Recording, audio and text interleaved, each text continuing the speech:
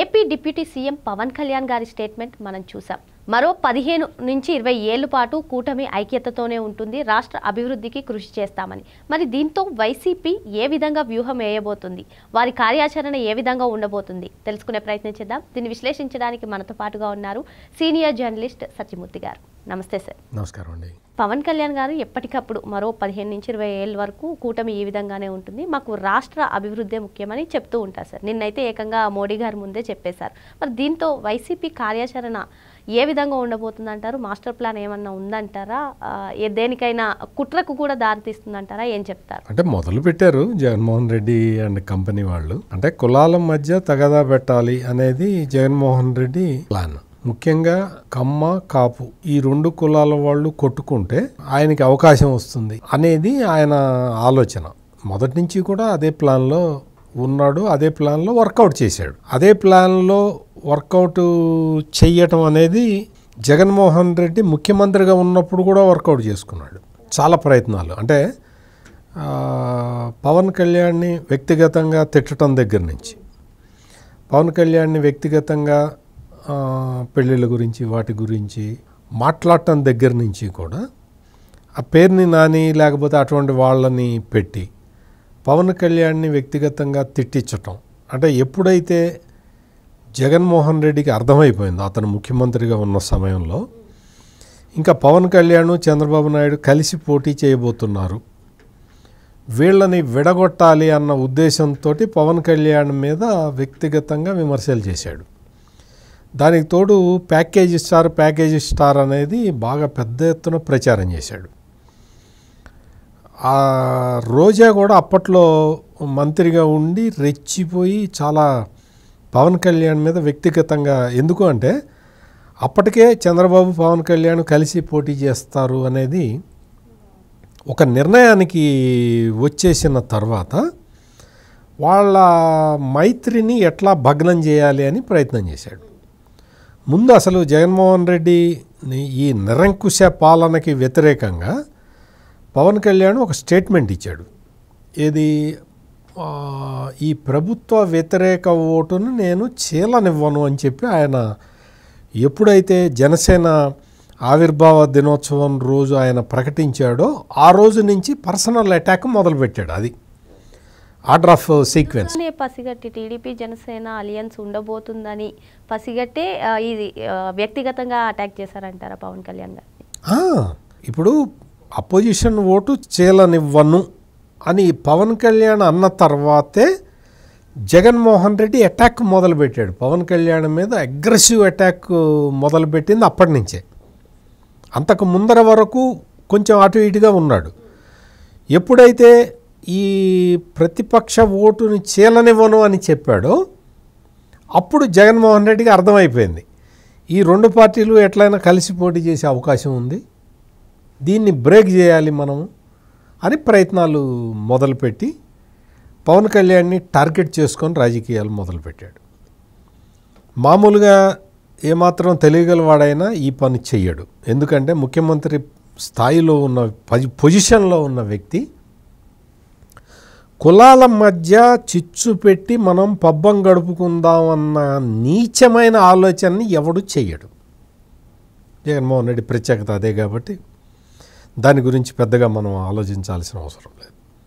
వ్యక్తిగతంగా కూడా అసలు అటువంటి నీచమైన వ్యాఖ్యల్ని జగన్మోహన్ రెడ్డి ముఖ్యమంత్రిగా ఉండి చేయకూడదు. నేను ఈ విషయం అప్పటి నుంచే చెప్తూ ఉన్నా. ఒకసారి ఏదో ఒక ప్రోగ్రామ్కి వెళ్ళాడు, అప్పుడు ఏదో ఇచ్చేవాడు కదా, అమ్మఒడే ఏదో ఇచ్చేవాడు. ఎదురుగా పిల్లలు కూర్చొని ఉన్నారు. కర్నూలులో జరిగింది ఇది. నేను ప్లేస్ పేరు కూడా చెప్తూ ఉన్నా. ఎదురుగా చిన్న పిల్లలుంటే ఎంతమంది గెలిచినా కానీ నా వెంట్రుక కూడా పీకలేరు అన్న డైలాగు చెప్పాడు. ఒక ముఖ్యమంత్రిగా ఉండి చిన్నపిల్లల ఎదుట అంత అసభ్యంగా మాట్లాడిన వ్యక్తిని నేనైతే నా జర్నలిస్ట్ జీవితంలో నేను ఎప్పుడు చూడలే. ఫస్ట్ టైం ఈ జగన్మోహన్ రెడ్డినే చూశాను ఆ రోజున. అటువంటి దారుణమైన కామెంట్లు చేసుకుంటూ 2 కులాల మధ్య తగాదాలు పెట్టాలి అన్న ఉద్దేశంతో చాలా ప్రయత్నాలు చేశాడు, ఇంకా చేస్తూనే ఉన్నాడు. ఈ జగన్మోహన్ రెడ్డి ఈ సైన్యం, సోషల్ మీడియా సైన్యం ఇప్పటికీ కూడా అల్లు అర్జున్ని ఓన్ చేసుకుంటూ పెడుతూ ఉంటారు. ఎందుకు అల్లు అర్జున్కి నీకు ఏంటి సంబంధం? అల్లు అర్జున్ ఫోటోని ఎందుకు వాడుకుంటావు? అతను ఏమన్నా నీ పార్టీకి సపోర్ట్ చేశాడా? నీ పార్టీకి సపోర్టు అని ఎక్కడన్నా చెప్పాడా? అతని ఫ్రెండ్ ఎవరో ప్రొడ్యూసర్ ఎవరో ఉండే వైసీపీ తరఫున పోటీ చేశాడు.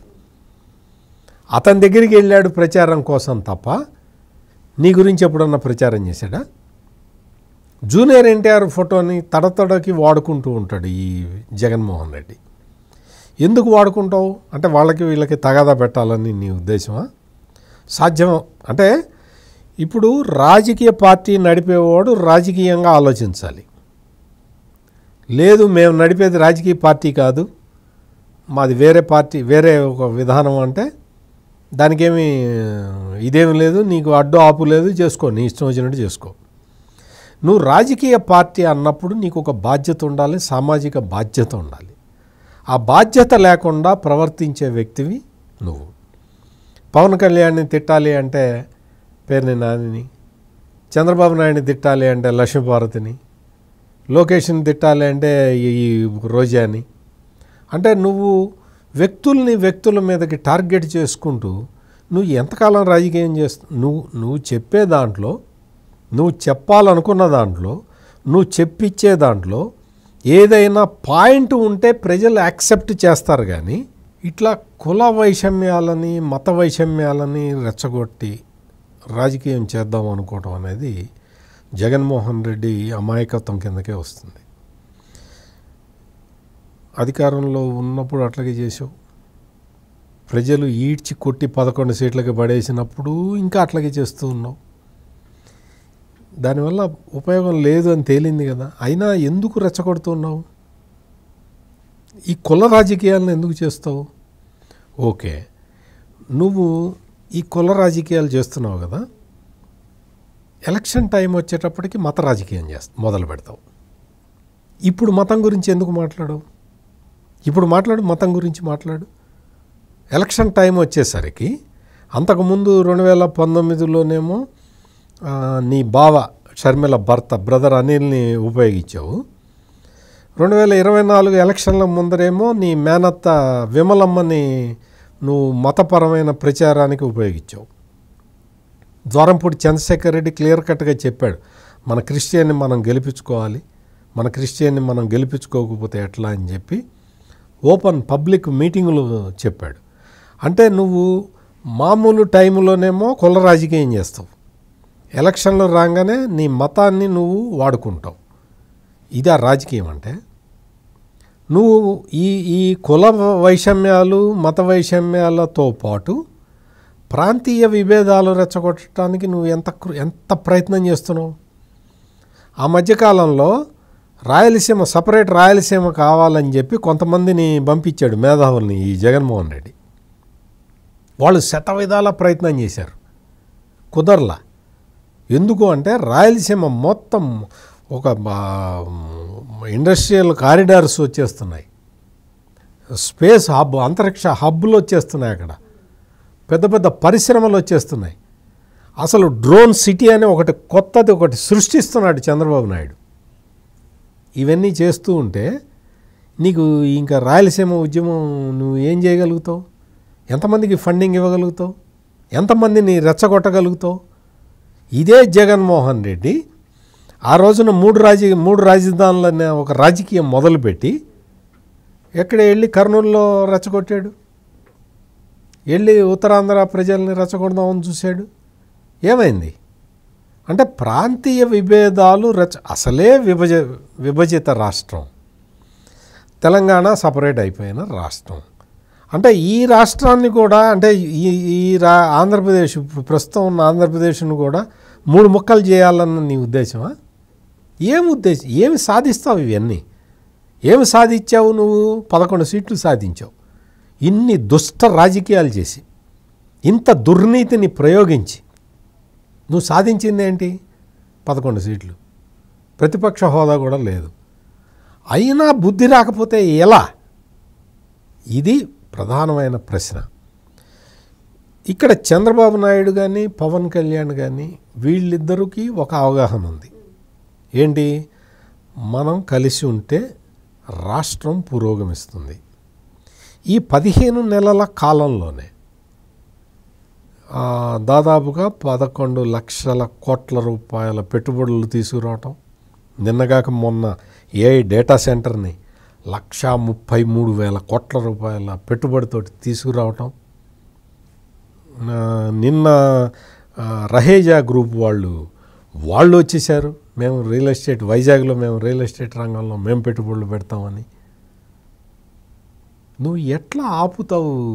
నువ్వు జగన్మోహన్ రెడ్డి ఆంధ్రప్రదేశ్ డెవలప్మెంట్ని ఎట్లా ఆపుతావు? 2026 జనవరి కల్లా నీకు క్వాంటమ్ వ్యాలీ రెడీ అయిపోతున్నది అమరావతిలో. మొత్తం రాయలసీమ మొత్తం ఇండస్ట్రియల్ హబ్గా మారిపోయింది. నీకు రాజధానిలో సిఆర్డిఏ బిల్డింగ్ ఇనాగరేట్ చేయగానే కళ్ళల్లో నిప్పులు పోసుకున్నావు. ఇంకా రేపొద్దున ఐకానిక్ టవర్స్ అవన్నీ కూడా కంప్లీట్ అయిపోతే నీ పరిస్థితి ఏంటి? నీ మానసిక పరిస్థితి ఎట్లా ఉంటుంది? ఒక సిఆర్డిఏ భవనాన్ని ఇనాగరేట్ చేస్తేనే దాని మీద విష ప్రచారం చేసావు కదా. ఇంకా రేపొద్దున నీకు అన్ని హైకోర్టు జడ్జీల భవనాలు, ఐఏఎస్ క్వార్టర్సు, ఐకానిక్ టవర్సు, నీకు వీటన్నిటితో పాటు సీడ్ యాక్సెస్ రోడ్డు కనెక్టివిటీ, నీకు Vijayawada bypass, Amaravati railway station, top model railway station, rail connectivity, road connectivity, ఇటువంటివన్నీ అయిపోతూ ఉంటే నీ మానసిక స్థితి ఎట్లా ఉంటుందో నాకైతే అర్థమవుతూ ఉన్నది. అందుకని పవన్ కళ్యాణ్కి నమ్మకం ఏంటి అంటే, ప్రధాని నరేంద్ర మోడీ, ముఖ్యమంత్రి చంద్రబాబు నాయుడు, తను ఈ మనం ముగ్గురి కాంబినేషన్లో AP super fast bullet train లాగా పరిగెత్తుతున్నది. అందుకని మన కాంబినేషన్ ఉంటే మనం దేశంలోనే నెంబర్ 1 పొజిషన్లోకి వచ్చేస్తాము. మన ప్రజలు మొత్తం అభివృద్ధి చెందుతారు, రాష్ట్రం అభివృద్ధి చెందుతుంది, దేశానికే ఒక గ్రోత్ సెంటర్ లాగా మారుతుంది, దేశానికే ఒక దేశ జీడిపిని పెంచే ఒక గ్రోత్ ఇంజన్ లాగా రూపుదిద్దుకుంటుంది అన్న క్లియర్ విజన్ పవన్ కళ్యాణ్కి ఉంది. కాబట్టే ఆయన ఈ స్టేట్మెంట్ ఇచ్చాడు. ఈ స్టేట్మెంట్ నుంచి జగన్మోహన్ రెడ్డి మామూలుగా అయితే, సాధారణ పరిస్థితుల్లో అయితే వీళ్ళ కాంబినేషను బాగా ఉంది, రాష్ట్రానికి మేలు జరుగుతుంది, మనకేదన్నా వీలైతే మనం వీళ్ళకి ఏదన్నా సలహా ఇద్దాము, లేకపోతే సైలెంట్గా ఉందాము అనుకుంటాడు ఎవడన్నా మామూలుగా.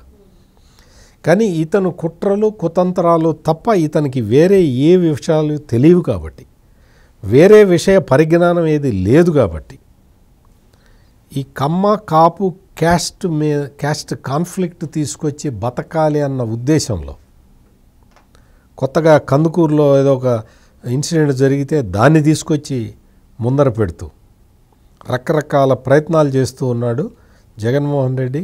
నువ్వు చేసే కుల రాజకీయాలు కానీ, నువ్వు చేసే మత రాజకీయాలు కానీ, నువ్వు రెచ్చగొట్టే ప్రాంతీయ విద్వేషాలు కానీ ఏవి వర్కౌట్ అయ్యే పరిస్థితి లేదు ఆంధ్రప్రదేశ్లో. ఎందుకంటే ఆంధ్రప్రదేశ్ ప్రజలందరూ కూడా,